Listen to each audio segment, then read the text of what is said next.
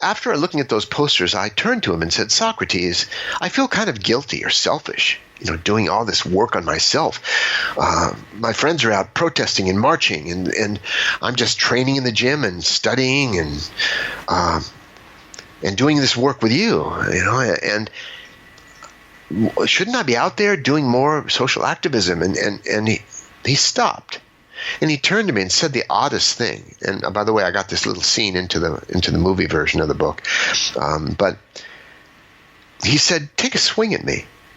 And I went, what? Did you hear what I just said? He said, yeah, come on, I'll give you $5 if you can slap me on the cheek.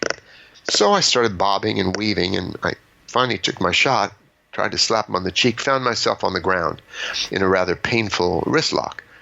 And as he helped me up to my feet, he said, Dan, did you notice a little leverage can be very effective? And shaking my wrist out, I said, yeah, Sock, I noticed.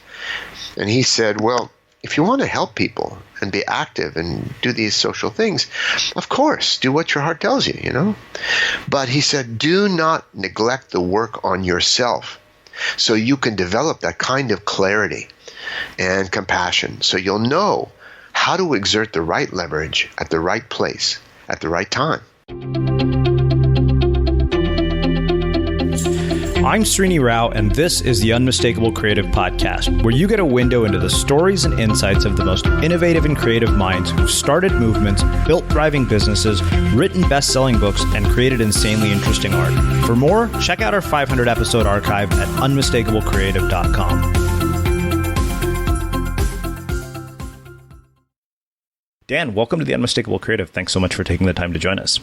So glad to be here with you. Yeah, it is my pleasure to have you here. So I actually was introduced to you by way of a number of people, one of our listeners who had recommended you as a guest, and also by our mutual friend Glenn Beck, who had referenced your book, The Way of the Peaceful Warrior, which we will talk about in quite a bit of detail. But before we get there, I want to start by asking you, what did your parents do for a living, and what impact did what your parents did for a living end up having on the choices that you've made with your life and your career?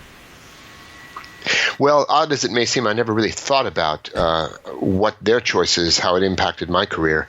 I'm not sure it did, but I will say this. My father was an architecture student at USC in Southern California during the Depression, or just before, a long time ago. And my mother was very good at mathematics. She was aiming for an actuary, and their dreams both kind of changed. The Depression came. His father helped him buy a market, like a little food grocery market. They dropped out of college. So my father ended up for a number of decades driving a catering truck. And he went to factories and, sold people sundries and so on and snacks. And he just hustled around Los Angeles, got up at 4 a.m. every morning, like clockwork. Hardly was ever out sick. And my mother worked as a bookkeeper and in supermarkets. But that was during the 50s when I remember it as a young boy. And they managed to have a house built, architectural design themselves. They saved. They were very frugal. That was a different time. We had a swimming pool after some time, and that was him working on a catering truck and my mom working at various jobs. So how that affected me, actually, it didn't. I was the first person in our family, our immediate family, to go to college, and that just happened. I just flowed with it. I never thought being able to jump up and down on a trampoline and loving to do that would lead to a scholarship to UC Berkeley, where, of course, you attended decades later. I never thought it would lead to a assistant professorship at Oberlin College and the rest of my life to follow. But the significant point here is jumping up and down on a trampoline. Who would have thought? Mm-hmm. But that's what it led to. So I have tons of questions about the gymnastics background because that really struck me as well. But one thing that you said that really struck me was this notion of dreams changing. I graduated, Pepperdine's MBA program in April 2009 with a dream of working hopefully in media and entertainment. And of course, as you might imagine, graduating in 2009 forces your dreams to change rather rapidly given the sort of state of the economy. So, given that we're going to inevitably face things in our lives that cause our dreams to change, how do people let go of what they're hanging on to in order to get to where they're capable of going, or to sort of the possible unwritten future? Well, you've heard that saying, you have to let go of one side of the pool to swim to the other. And so the same applies in life. We have to die many deaths to live many lives. And so, and the Buddha said it very well, I think. He said, everything that begins also ends. Make peace with that, and all will be well. And this. I have a friend right now, as we speak, is dying of brain cancer. He's across the world. We communicate regularly, and he's half paralyzed and going through a very difficult time. But he's an inspiration to me. He's one of the most amazing people I've ever met. He's been dealing with brain cancer for years. Now, that's letting go. That is, in fact, we can talk about it later, but I've created a new online course, which is not available till the spring, but it is a 4-minute meditation on the process of dying. And people go, well, that's not one I go, I'm so there, I'm going to sign up for that. And yet I know of no better way to learn to let go, to learn what it involves, the surrender we go through on that thing we're all going to go through. The last time I looked, the mortality rate was holding steady at 100%. But the reason I created this meditation is because I've not found a better way anywhere to come back to it, reawaken in a fresh appreciation for this rarest of opportunities to live a human life on planet Earth. So, now, that's a bit far afield of your question, but that's what came up for me. So, one of the things that I've thought a lot about, right, is how we tend to intellectually understand so many things. I know because I've had conversations, with spiritual teachers, with people like yourselves, and I understand this idea intellectually, but there are so many times in my life where, as much as I want to let go, I don't. I hang on to it until I'm finally forced to let go. And I'm wondering, why is it that it takes something as awful as brain cancer for us to finally come to terms with that idea? Like, why does it take that, and how do we get there without that, if possible? Well, there's a saying that to the young, death is just a distant rumor, as it should be. I mean, the young, it's about living, growing, experiencing, they're building. It's like a bursting energy. What am I going to do with my life and build it, and family, relationships, and so on.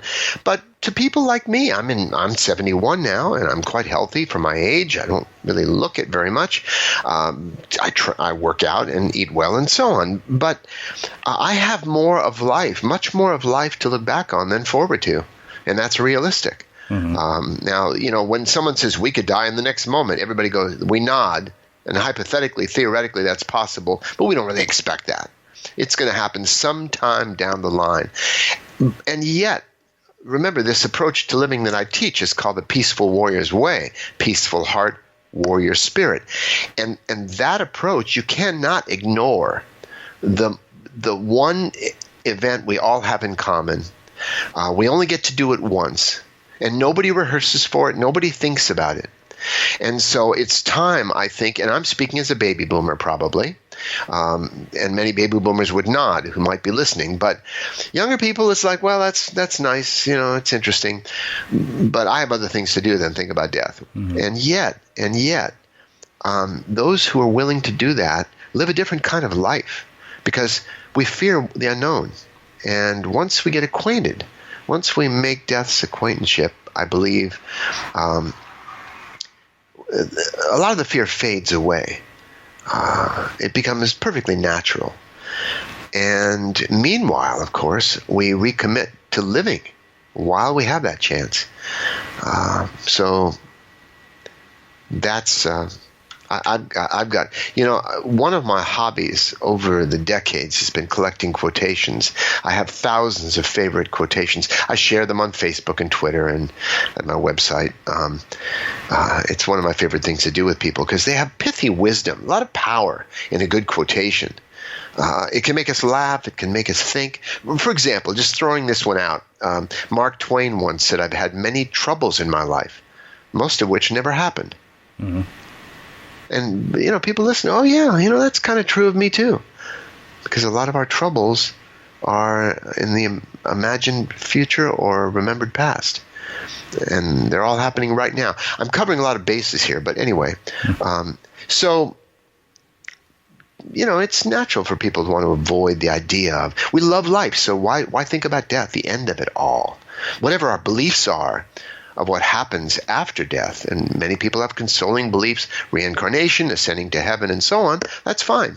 And who knows? Nobody knows. Nobody knows, really, even though people claim to. Near-death experiences, I've seen sights and had visions, but nobody really knows. But I can say this for sure. If your listeners would like to know where we go after we die, I can say this authoritatively. We go to the same place we were before we were conceived. So, it's interesting. It's very clear to me that spirituality has, had a deep impact on your life just from having read the book. And I'm curious, did you grow up with any religious or spiritual beliefs that informed, your choices later on? Or your view on all of this? Yeah, I came from...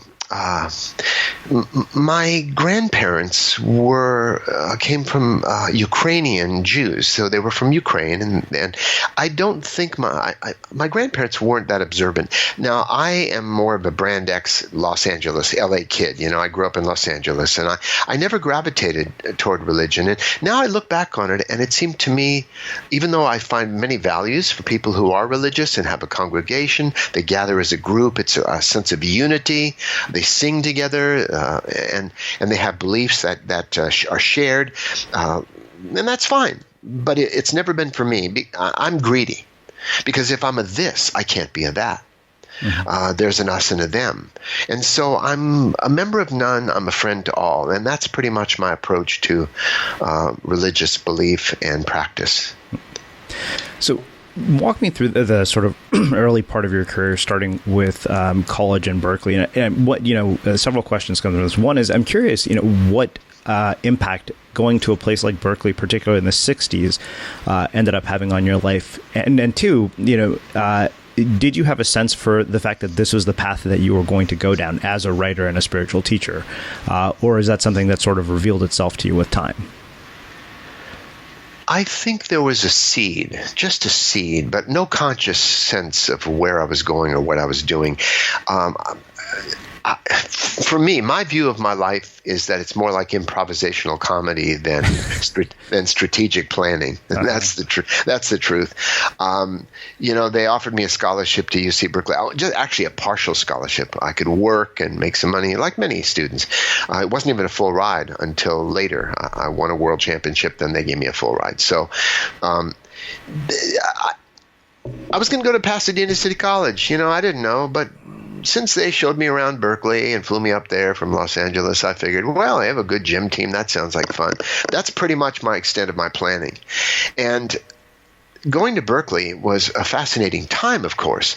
My wife and I are watching Ken Burns' incredible series on the Vietnam War. And even though we lived through it, I wasn't in Vietnam. I wasn't fighting in Vietnam. That's another story. But I was a student at Berkeley during that time. The Sproul Hall sit-ins, Mario Savio standing up on the police car, and crowds gathered around, and the protest movement, and it was all happening. Late 60s. I graduated in 68. And I guess that was just before Governor Reagan started dropping tear gas. Not personally, but had that happen on the campus. It got even more raucous right after I left in 68, just through the early 70s. So it was an exciting time, and many things were going on at Berkeley in the spiritual movement, not just the political movement. And I would like to share a story I think your listeners might appreciate, because it brings up this question for those of us who have a yearning for the transcendent, interested in spiritual training, whether or not we're religious. Many people ask the question, what about all this navel gazing? Shouldn't you need to be more active and politicize and sign and protest and sign petitions and be more active and out in the world? Well, as I relate in my first book, Way of the Peaceful Warrior, I was doing a lot of work on myself under the tutelage or the mentorship of the old gas station attendant I called Socrates. He wouldn't tell me his real name, but he reminded me of the old Greek sage, so I started calling him Socrates. He was played by Nick Nolte in the movie version of the book. And during that time, I was doing this Mongolian warrior self-massage of all the bone surfaces of the entire body. I was doing a lot of self-reflection, self-observation, self-analysis, meditation, inward work. And during this period of a lot of absorption in the self, Socrates and I were walking down the street, and we came across some posters on the wall, and I looked up, and one was about starving children, another oppressed peoples, another about stopping the war, which I thought the war was crazy. I mean, that was my personal view. I simply couldn't imagine myself doing that, going and shooting people, maybe getting shot. It just, for what? It seemed crazy. That was my sensibility at the time. Though I always respect other people's views. That's, if we agree on everything, only one of us is necessary, so people have different perspectives. In any case, after looking at those posters, I turned to him and said, Socrates, I feel kind of guilty or selfish, doing all this work on myself. My friends are out protesting and marching, and I'm just training in the gym and studying and doing this work with you, and shouldn't I be out there doing more social activism? And he stopped. And he turned to me and said the oddest thing. And by the way, I got this little scene into the movie version of the book. But he said, take a swing at me. And I went, what? Did you hear what I just said? He said, yeah, come on, I'll give you $5 if you can slap me on the cheek. So I started bobbing and weaving, and I finally took my shot, tried to slap him on the cheek, found myself on the ground in a rather painful wrist lock. And as he helped me up to my feet, he said, Dan, did you notice a little leverage can be very effective? And shaking my wrist out, I said, yeah, Sock, I noticed. And he said, well, if you want to help people and be active and do these social things, of course, do what your heart tells you, But he said, do not neglect the work on yourself so you can develop that kind of clarity and compassion so you'll know how to exert the right leverage at the right place at the right time. And that's what I've been doing ever since, in one way or the other. My writing, I teach all over the world, just trying to exert the right leverage in my own way. Now, I could be working in a soup kitchen, but there are other people fully capable of doing that. I'm doing what I'm suited to do, which is to reach out. My cause are the people I speak with. My cause is right now, speaking and sharing. That's what I do. Hopefully, it makes some kind of a difference in reminding people of the bigger picture. Maybe there is some good in that in the long run. Maybe it's the only good. I don't know. I remember Ramana Maharshi, a spiritual teacher from India, once said, I give people what they want, so eventually they may want what I want to give them. So one thing that really has been on my mind lately is I'm working on this article about the things that we should have learned in school but never did. And, I asked, people on Facebook just to see what the response would be. And one of the common themes that came back was this notion of, managing our psychology and this relationship that we have with self and sort of this inner work that you're talking about. And I'm curious why you think it is that we don't teach this in our schools, despite the fact that it seems so essential to our well-being. And, it seems like literally the way to deal with it is, okay, we get to the point where we're completely screwed up as adults and we're forced into doing things like therapy and reading self-help books and doing whatever it takes to get to this sort of place that you're talking about. So why do you think that is? Why are we not taught this earlier in life? Well, it's a good question. And I would answer it based on this. We live in two realities, potentially. Our psyche, let's say, exists in two realities. But we spend 99% of our time, maybe more, in one reality, which we call the conventional world, which is appropriate. We ought to. We live here in everyday life, here and now, right now.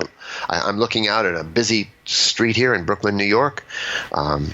You may hear a siren during our time together. I don't know, but this is the area of relationships and taking care of our health and finances and career decisions and the conventional aspects of daily life. This is what we meet. So much of our training in school, academics, is to train the mind and learn about life and how things work as much as we can. Learn some critical thinking abilities, hopefully, and find our way to finding a relationship, the fulfillment that can come from that, the companionship, and all those things. But there is another realm, which is what I would call the transcendent. And somebody might say, well, come on, what is that? Show it to me. I mean, what do you mean? All that we have is what we see. News, weather, and sports. And that may be true from some perspectives, but yet there are people who've gravitated toward religion all over the world, one religion or another. There are people who do spiritual practices, the Buddhists, the Sufis, the Christian mystics, the Hasids, the Kabbalists. There are esoteric approaches, and all of them have that yearning for the transcendent. And so they do these practices, whether it's meditation, chanting, insight work, whether it's experimenting with psychotropic elements or fasting, or there's so many methods and paths to have these altered states of consciousness, not just to get high and wow, wasn't that groovy? It's like going to a good movie. That's not what I'm talking about. I mean, really having some kind of breakthrough where we begin to see life's bigger picture. So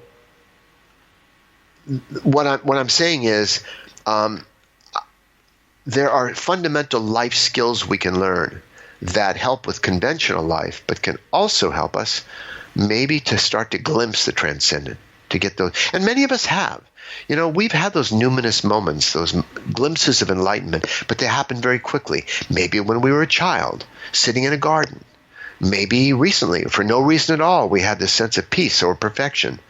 If we look carefully at our lives, most of us have had moments of that experience. And life is a series of moments. That's all it is. Now and now and now. And the quality of our moments become the quality of our life. What I mean by that, Srini, is that I've never met a neurotic person, for example. I've only met people who have more neurotic moments, but sometimes they function quite well and they forget to be neurotic. I've never met an intelligent person. I've only met people who have more intelligent moments. Now, I know I've had some intelligent moments, but I've also had some pretty stupid ones. So it's about, and even enlightened moments, it's about increasing the number of those moments. And how do we do that? Well, we have to free our attention. Because most of the time, our attention or our awareness is tied up with the challenges of everyday life. Daily life is like a form of spiritual weight training. You lift weights, you get stronger. And so it's like whack-a-mole, I think, daily life, where one thing comes up and we bang it and then something else pops up. And that's not a negative view of life. That's our training. Our spiritual training begins in everyday life. It begins on the ground, not up in the air somewhere. The tree has to put in deep roots if it's going to bear fruit. So there are these life skills. How about patience, like the ability to drive in gridlock traffic, or and make good use of that time, learning a new language or listening to a book on an audiobook. The point is waiting in line and being good at that, and enjoying watching people. So there are some fundamental life skills, but they don't usually teach that in school. And so this approach to living, I call the Peaceful Warrior's Way, it really involves those life skills. And I probably should mention now that I have a new audio program, a 6-hour audio program called The Complete Peaceful Warrior's Way. And if somebody likes this interview and what I'm saying makes sense, they might want to check that out. It's right there featured at my website. But it's the Complete Peaceful Warrior's Way. And that does go into all those life skills. Why breathing? Why we can practice breathing, even though it's autonomic. You don't have to think about breathing, but most of us breathe just deeply enough to stay conscious. And there are practices of breathing that can help with kind of emotional balance. And, I've studied martial arts for many years too, and it can help in any situation of high adrenal stress, that sort of thing. So, yoga has pranayama, and many different systems have practices of breathing that can be useful, like Kundalini, both on a practical and say transcendental level. So that's going on for a while, but you mentioned these skills they don't teach in school. Maybe some schools do teach them. Mm-hmm. If I was a headmaster, I would teach these. And in a sense, that's what I'm doing when I travel around. I'm a traveling headmaster. Mm-hmm. So I don't know about you, but vacuuming is not one of those things that I ever look forward to doing. But as you know, your environment has a huge impact on your creativity. So I still like it to be clean wherever I'm living and working. But now it doesn't have to be something that you deal with. If you're like me and you grew up in the 80s, you probably fantasized about the day when cleaning your house would be like it was for the Jetsons, meaning you don't have to lift a finger. Well, the good news is that we're already kind of living in that future. And the easiest way to make sure your floors are clean every day is with the Irobot Roomba robot vacuum. It cleans up after itself. The Clean Base automatic dirt disposal takes convenience to a new level, automatically empties its own bin into an allergen lock bag that holds 60 days of debris and traps 99% of pollen, mold, and dust mites, so you can forget about vacuuming for months at a time. Let the Roomba clean for you instead. It learns your home, finds dirt, and empties itself on its own. It's got powerful cleaning performance made effortless. Remember, if it's not from iRobot, it's not a Roomba. To learn more, go to irobot.com/unmistakable.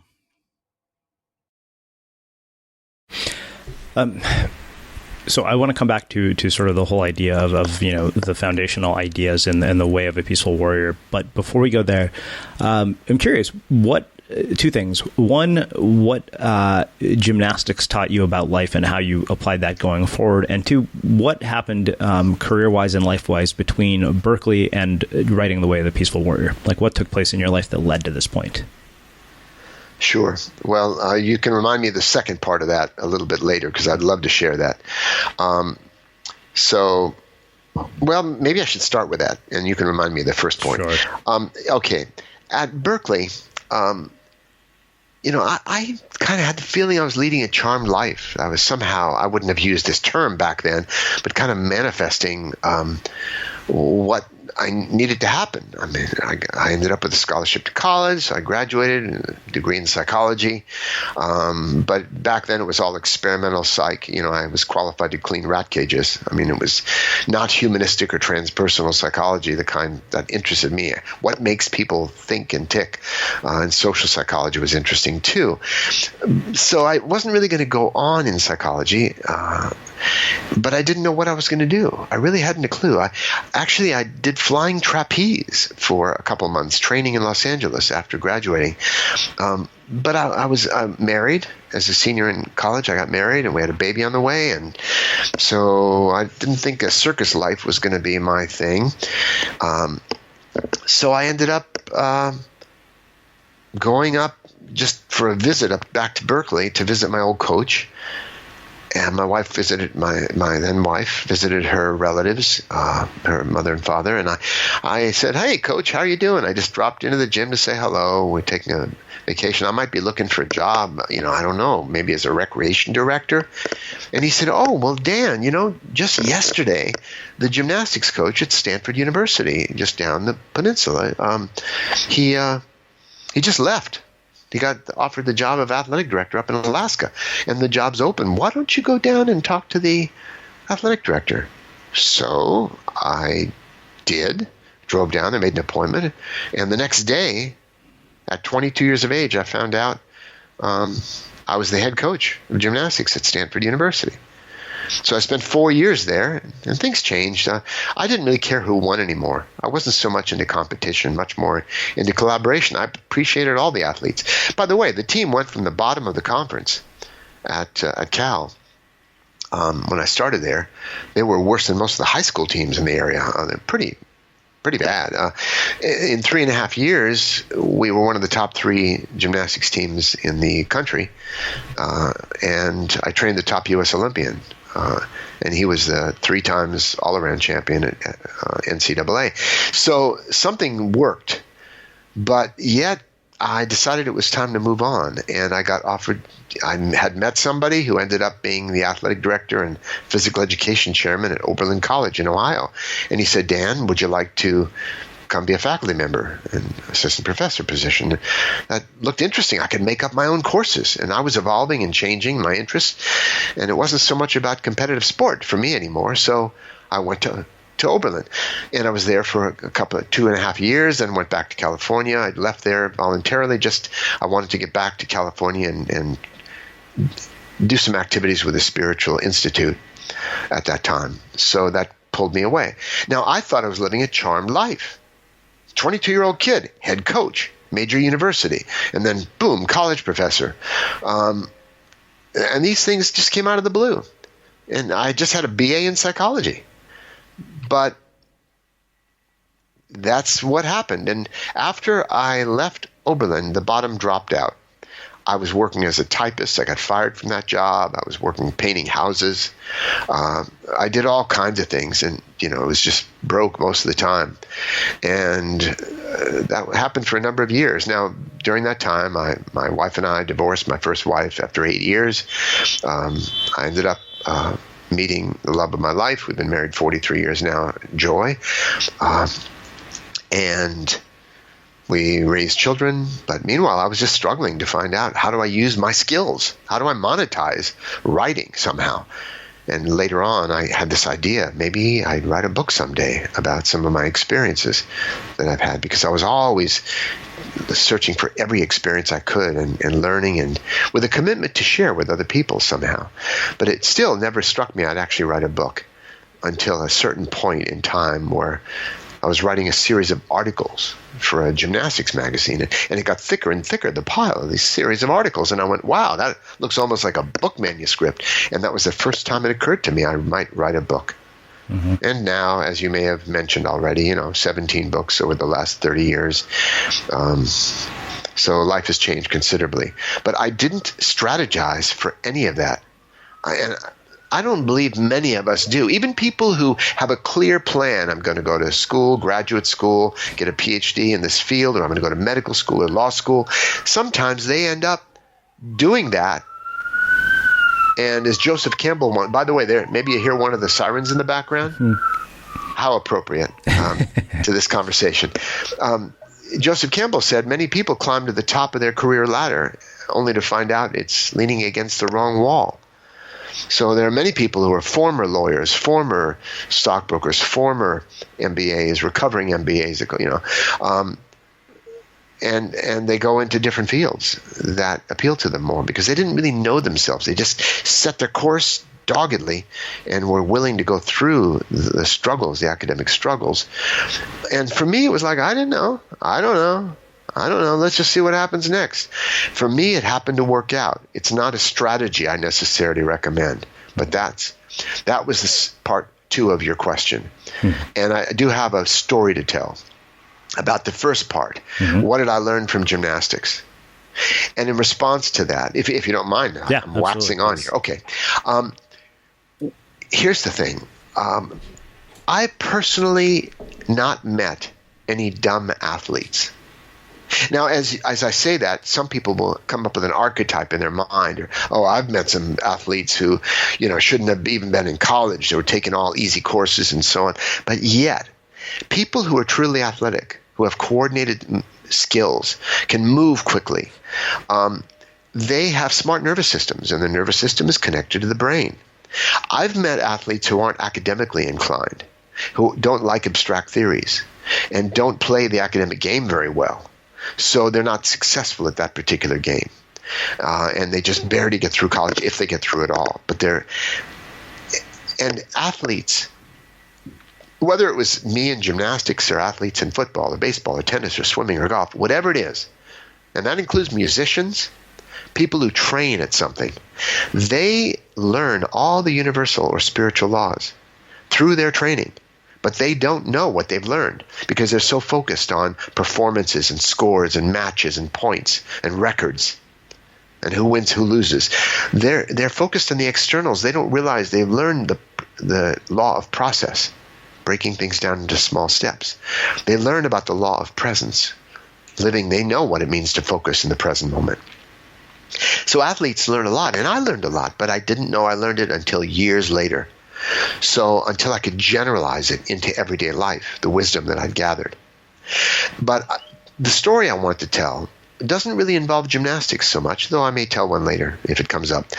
But it actually involves something that happened around my 60th birthday. I wanted to do something important to mark that event. And I finally came down to, well, why don't I learn to ride a unicycle? Never been able to do that.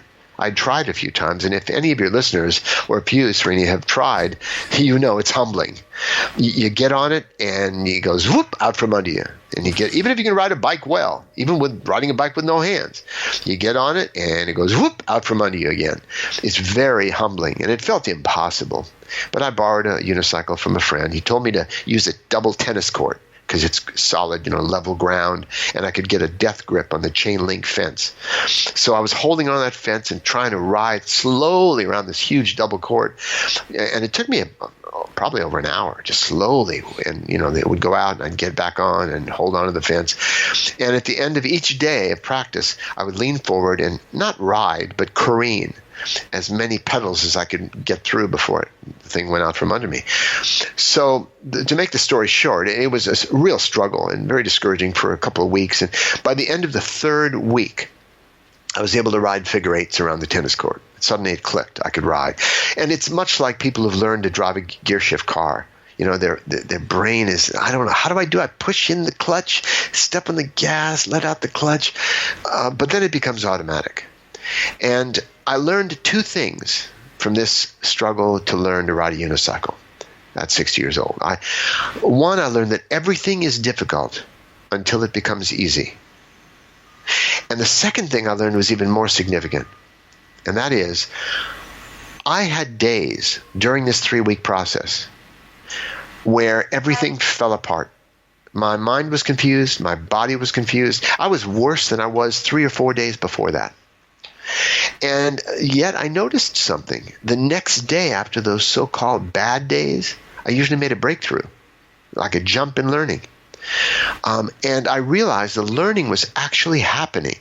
Things were being transferred from my front brain to my back brain, the automatic part, during those confusing times. And I just stayed with it. Sometimes I said I quit, but then I came back the next morning. The Japanese saying, fall down 7 times, get up 8 times. And the truth is, Srini, if you fall down 7 times, you only have to get up 7 times. But it sounds better the other way. So point is, when we hit a crisis point in a relationship or at work or in any learning capacity, if we just stay with it, we do break through to deeper levels of understanding, skill level, and depth. So that's what I learned from training. Probably I'd learned that lesson in gymnastics many years before, but it was a more recent time, so that's why I thought I'd share that. Interesting. You kind of described my process of learning how to surf. There you go. Same, right? Yeah. You mentioned this period of your life post-Oberlin that was a real struggle, being broke, going through a divorce. And I'm curious how you maintained faith and didn't lose hope during that sort of darker chapter of your life. Well, in my case, I didn't really have much of a choice. I mean, I had a family to support, wife I loved, and kids, and adored, and I had to do what I could do. So I found whatever was available. I looked for the best option using my skills, and that's what anybody would do, I think. And I did this, and then I did that, and I always kept my eyes open on the horizon for possibilities. And I probably could have coached at a gym somewhere for, $12 an hour, $10 an hour. I was certainly skilled at teaching gymnastics. Maybe eventually open my own school. That could have been another way to go, but just happened I had this urge. Well, actually what happened, Srini, was sometime after I was teaching at Oberlin, maybe around that time, I was really into self-improvement. And many of your listeners probably are too. That's one reason probably they're interested in hearing your podcast, which terrific podcast. So I was learning speed reading and memory courses and magic and martial arts and anything I could do to improve myself, and training in gymnastics. So I wanted to improve myself. But one day it struck me, after just endless hours every day just working on things, I realized no matter how much I improved myself, only one person would benefit, which is good. I believe in self-improvement, self-help. But when I realized that I was called, I realized that if I could influence other people's lives, one person, 5, 10, or more, in a positive way, that made my life more meaningful. Not everybody is called to teach, but I was. And so down the line, eventually, I was a fitness coach. I went to people's houses, helped them get in shape. But I was always teaching something about life through whatever I taught. It wasn't just about the skills. I could teach the skills. So that was my calling, teaching. And I taught what I knew, which was gymnastics. But as my interests expanded outside of the gymnasium, I began to teach other things and call it the bigger picture of life. And I finally found a way to articulate it with this term peaceful warrior, based on my martial arts background and the idea of we're all striving for a peaceful heart, but there are times we need a warrior spirit just to face daily life. So when you say, was I depressed or was I discouraged? Sure I was. Sure. I just wondered what I was doing with my life. And many of us have gone through times like that, if we allow ourselves to. But Shoma Morita, a Japanese psychiatrist, had a great proverb. He said, when running up a hill, it's okay to give up as many times as you want, as long as your feet keep moving. So I kept my feet moving, and I looked for this, and I looked for that, and eventually things happened to work out. One other thing that really struck me is you mentioned the preface, this line in particular caught my attention, that life brought rewards but no mental satisfaction. And so a couple of questions come from that. I mean, you having reached this point, multiple books, millions of copies sold, book turned into a movie, do you still feel that way about sort of the rewards that have come from your life? And two, why is that? I can't tell you the number of people who, have told me that, yeah, money won't make you happy, but they're always the people who have plenty of it who tell me that. And, I feel like I've learned this lesson having experienced sort of the publishing deal and all of that, thinking, there was, I think, 10 years ago, if you had told me this is what was going to happen, I thought, yeah, I'm going to be on cloud 9 forever the moment that happens. Sure. But what I realized was, wow, okay, now that problem is solved, there's something else that's taking over my life. It was kind of like you said, playing a game of whack-a-mole. Something else has replaced it. So I'm curious, why is it that people seem to have to actually experience the reward to realize that it's not going to lead to the satisfaction they think it will? When I'm asked how I ended up doing what I do, I usually credit disillusion. And I believe because I was fairly successful, I was a kind of an elite athlete and had a girlfriend and my grades are pretty decent. So I was successful in college. And afterward, I was a coach at Stanford, and our team started doing great. So I was successful at that. But there's a saying in the Hindu tradition, maybe the Vedantic tradition, it's neti, neti, neti, not this, not this, not this. And it's a slightly different meaning. It's about I'm not the mind, I'm not the emotions, and so on. I'm not my thoughts. But really, for me, it was in daily life. Well, this didn't do it. I was happy for a little while, but it didn't last. Oh, now I've achieved this. Well, that didn't do it. I often say to people, one of the best things about going to college, and you can relate to this, is that it doesn't. You find out it doesn't make you happy. Uh-huh. It doesn't come with a diploma. And people who never went to college, sometimes for years, they'll go, if only I'd gone to college, I'd be happy. Or if only I had an even better relationship, I would be happy. If only I made more money, if only I had a better job, if only I had more status, if only I had more respect, if only I traveled more, if only I had more money again. And bought this or bought that, or if only I had my own house, if only, and until people realize there is no such thing as future happiness, that happiness is a practice right now. If you're not happy now, you're not happy. Mm-hmm. And thinking I will be in the future, no, the future never comes. It's always the future. So we need to live in a way, not self-indulgent, but a way that we find out how to be happy despite everything. As a practice. An old mentor used to call it unreasonable happiness. Not because there's a good reason all the time, But just to bring that energy, that radiance, it's like, how do people act when they're feeling really happy? Expansive, kind. Yeah. And so act that way anyway.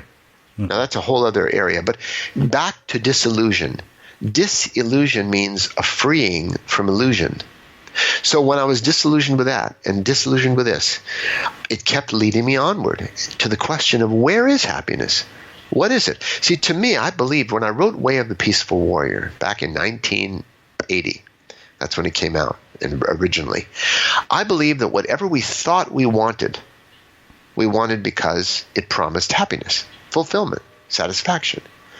And sometimes we are happy for a little while. You can buy an ice cream cone. While you're licking that cone, you're probably happy in that moment. But it melts, or you finish it.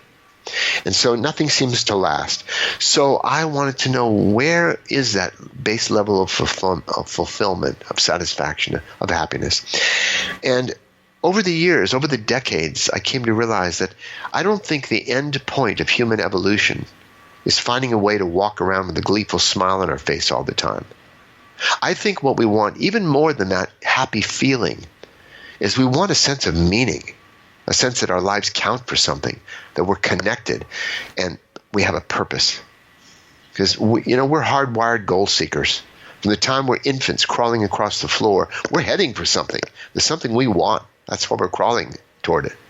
And so I believe success, Srini, I would define success as progress toward a meaningful goal. It's not about reaching the destination, because most of our lives are spent, in the in-between. It's like a golfer who spends a few seconds swinging the club, and then they walk or ride in their cart a ways, and then they stand and take another second swinging the club. But is life just about swinging the club, or is it also about that ride in between? Mm-hmm. And so that's why I ended up writing the book, No Ordinary Moments, as a reminder to people that there are no ordinary moments. And those who realize that begin to live in a different way, more aligned with the idea of Zen. The way we do anything is how we do everything. And treating life as an art, and everything we do as a practice. Wow. So there's one other thing that really struck me in the book as I was going back through it this morning in preparation for our conversation. There's an equation that I circled, and that was happiness equals satisfaction divided by desires. And that really struck me. So I had to ask you about, what you meant by that, and how we apply that in our lives. Well, there are people who have multi-millions, even billions of dollars that I would say probably aren't any happier than anybody else. And by the way, you mentioned money and happiness. Most of us know that people who make less than $75,000 a year, that have trouble keeping a roof over their head or food on the table, they are happier if they make more money. But apparently, a number of studies have found that people who make more than $75,000 a year aren't proportionately happier. Someone who makes $150,000 isn't twice as happy as someone who makes $75,000. And even lottery winners don't report being any happier. In fact, many of them self-sabotage, lose all their money. But that's another issue we don't have time to get into here. The point is, you're right. Money beyond a certain point doesn't bring happiness. So in saying that, I think I lost track of your question. Please remind me. Again, so this equation of happiness equals satisfaction divided by desires. What did you mean by that? Well, again, someone can learn to be satisfied with a very modest life and really be blissed out. Somebody else may have millions of dollars, but they have to have that one more Ferrari or Testastarossa, or that one trip, that one experience to be happy. And they're really not, because they have so many desires. And desires never end. Now, there's nothing wrong with desire. We all have goals, something we want to move toward. And that's what gives our life meaning and purpose. Nothing wrong with that. But it can be endless. So that's why that formula equals satisfaction over desires. The more desires we have, well, I don't know I don't remember. I don't see the equation in my head, and I wrote this a long time ago. but I think your listeners get the idea that if we have unending desires, there's not much satisfaction. But if we learn to be satisfied with the simple things of life, then we have a baseline. And by the way, what I really help people to do in my various seminars is about functioning well in life, simply functioning. Because it may not sound too sexy or spiritual, but those who get things done have a higher baseline of fulfillment in their life than those who don't get things done. And many of us don't get things done because of our emotions, because we have self-doubts, insecurity, we're confused, and all this internal stuff. And we believe we need to fix our insides in order to live well. We need to have the right thoughts, the right feelings. And I don't really believe that anymore. That's one way what I teach is quite different from many internal teachings. Because I found we have less direct control by our will over our emotions. Emotions happen to us. Thoughts happen to us. They arise in our field of consciousness. We become aware of this thought and that thought, whether we're meditating or just walking around. And we have emotions pass through us like the weather. They change all the time. We don't really have direct control. We can't will ourselves to feel differently in any moment. But feelings do pass and change all the time anyway. And we don't have spam filters in our head that just have positive thoughts. My thoughts are sometimes positive, sometimes negative, but it doesn't bother me anymore. They're just stuff arising. But the one thing we can control, and we have more responsibility for then, is what we actually do.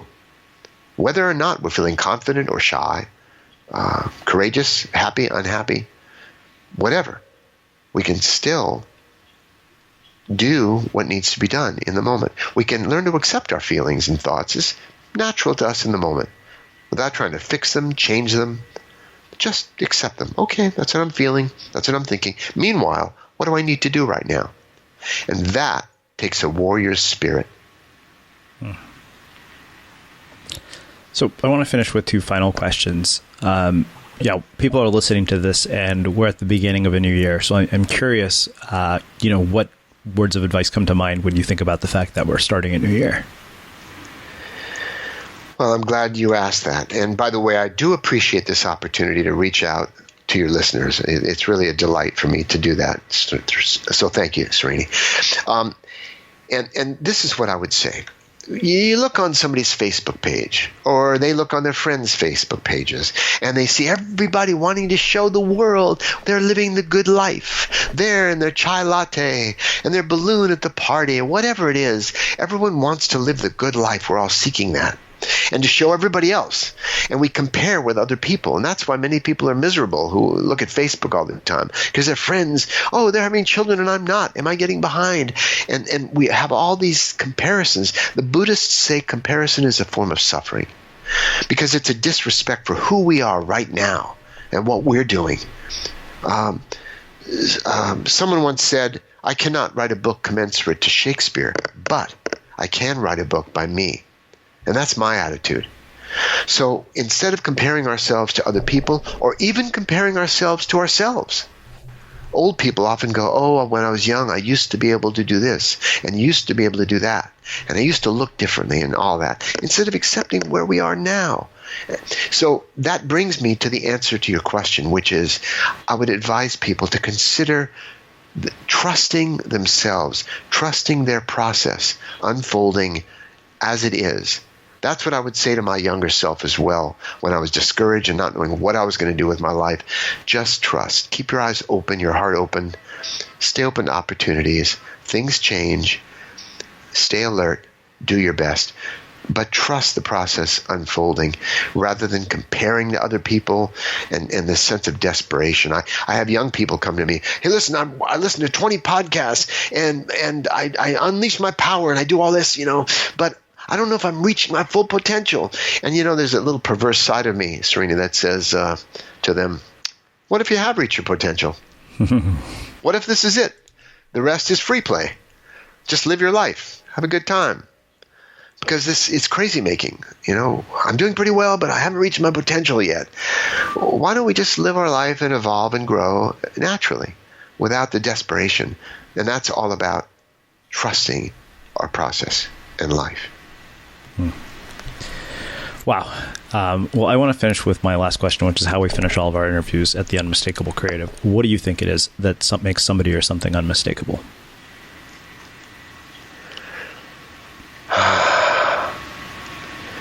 Well, I'm going to sound like Bruce Lee here. In citing the perfection of imperfection, I think being absolutely vulnerable to the world, like a child, open, being willing to make mistakes, and being willing to live our life, not try to live someone else's, that makes us unmistakable. We become an original. And it's important for each of your listeners to consider that their story, they are a story unfolding. They don't just have a story, but it is their treasure. Because each of us, you and me and every listener, there's not a single story on the planet exactly like it. So it's our treasure. And we never know what the next chapter is going to be in the novel of our life. Wow. Well, I think that makes a really fitting end to our conversation. I can't thank you enough for taking the time to join us and share your story and your insights with listeners. And where can people learn more about you and your work? Best place is peacefulwarrior.com. Awesome. And there's lots there to look over. Awesome. And for everybody listening, we will wrap the show with that. Thank you for listening to this episode of the Unmistakable Creative Podcast. While you were listening, were there any moments you found fascinating, inspiring, instructive, maybe even heartwarming? Can you think of anyone, a friend or a family member who would appreciate this moment? If so, take a second and share today's episode with that one person, because good ideas and messages are meant to be shared.